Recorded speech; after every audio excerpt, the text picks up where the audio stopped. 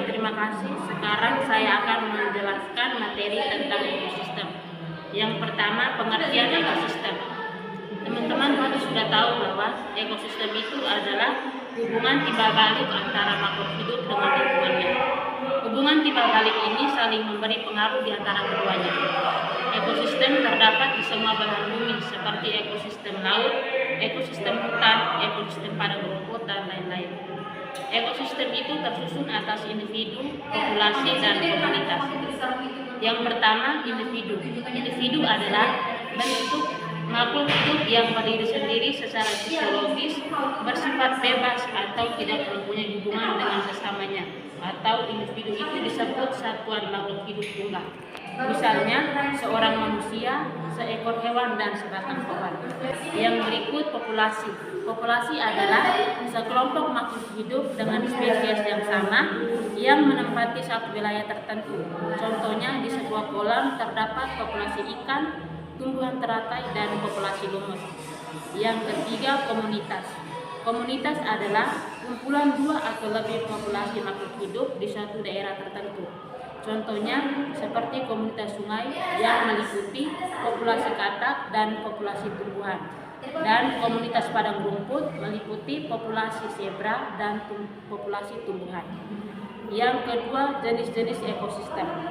Berdasarkan proses terbentuknya ekosistem terbagi menjadi dua, yaitu yang pertama ekosistem alami dan yang kedua ekosistem buatan.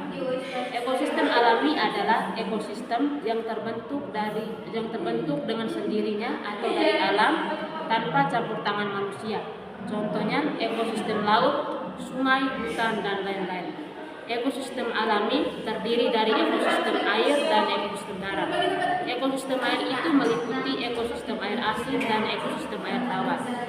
Dan ekosistem darat meliputi ekosistem hutan hujan tropis, ekosistem padang rumput, ekosistem sabana, ekosistem gurun, ekosistem tundra, dan ekosistem taiga. Yang berikut adalah ekosistem buatan. Ekosistem buatan adalah terbentuk adanya campur tangan manusia. Hal tersebut guna memenuhi kebutuhan manusia.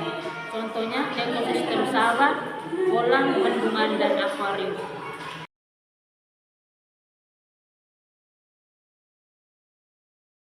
Komponen penyusul dalam ekosistem terdiri dari dua, yaitu A. Komponen biotik adalah semua makhluk hidup yang terdapat dalam sebuah ekosistem. Contohnya tumbuhan, hewan, mikroskopi seperti bakteri. Komponen ini nantinya akan membentuk sebuah rantai makanan yang akan menjadi kestabilan sebuah ekosistem. Komponen biotik dalam sebuah ekosistem dapat dibedakan menjadi beberapa macam tergantung dari cara mendapat makannya dan tingkat klorofilnya. Jenis komponen biotik berdasarkan cara memperoleh makanan. 1. Produsen. Organisme yang dapat menghasilkan makanan sendiri melalui fotosintesis. Contohnya padi dan lain-lain. Yang kedua, konsumen. Organisme yang tidak dapat menghasilkan makanan sendiri sehingga harus memakan makhluk hidup lain atau bergantungan pada organisme lain seperti hewan dan manusia. Dekomposer atau penguraian. Mikroorganisme yang menguraikan bangkai makhluk hidup atau hasil pembuangan sisa pencernaan seperti bakteri, jamur, dan lain-lain.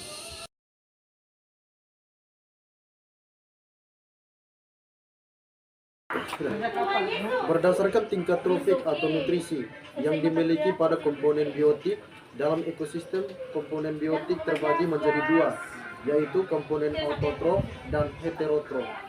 Tingkat trofik adalah urutan kedudukan komponen biotik dalam ekosistem.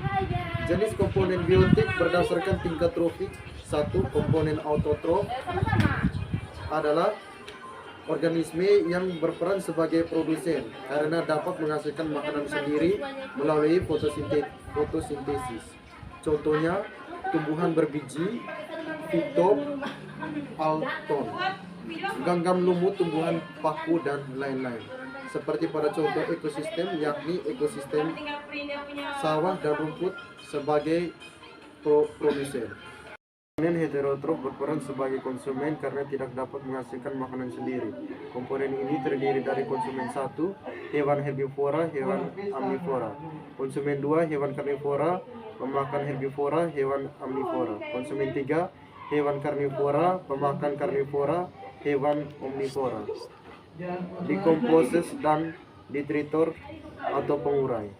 Komponen abiotik, komponen tidak hidup atau fisik dan kimia yang tidak mendukung serta menjaga keseimbangan suatu ekosistem seperti suhu, air, cahaya matahari, udara, bebatuan, tanah, dan kelembapan. Hubungan makhluk hidup dalam ekosistem. 1. Rantai makanan adalah peristiwa makan dan dimakan antara makhluk hidup dengan urutan tertentu dalam suatu ekosistem. Dalam rantaian makanan, ada makhluk hidup yang berperan sebagai produsen, konsumen, dan dekomposer. 2. Jaringan-jaringan makanan adalah suatu skema yang menjelaskan hubungan makan dan dimakan yang lebih kompleks pada satu ekosistem. 3. Piramida makanan adalah hal yang menggambarkan jumlah berat dan energi mulai dari produsen sampai konsumen tertinggi beserta terjadinya perpindahan energinya atau pada tingkat trofiknya. 4. Simbiosis. Simbiosis adalah hidup besarnya antara dua makhluk hidup yang berbeda jenis. Simbiosis terdiri dari 3 jenis. 1. Simbiosis mutualis adalah interaksi antara dua organisme yang bersifat saling menguntungkan. Contoh antara bunga dan kupu-kupu, burung, jalak, dan kerbau.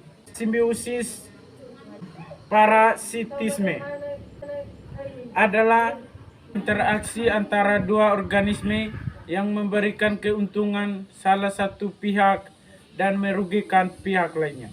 Contoh benalu yang tumbuhnya di ranting pohon mangga.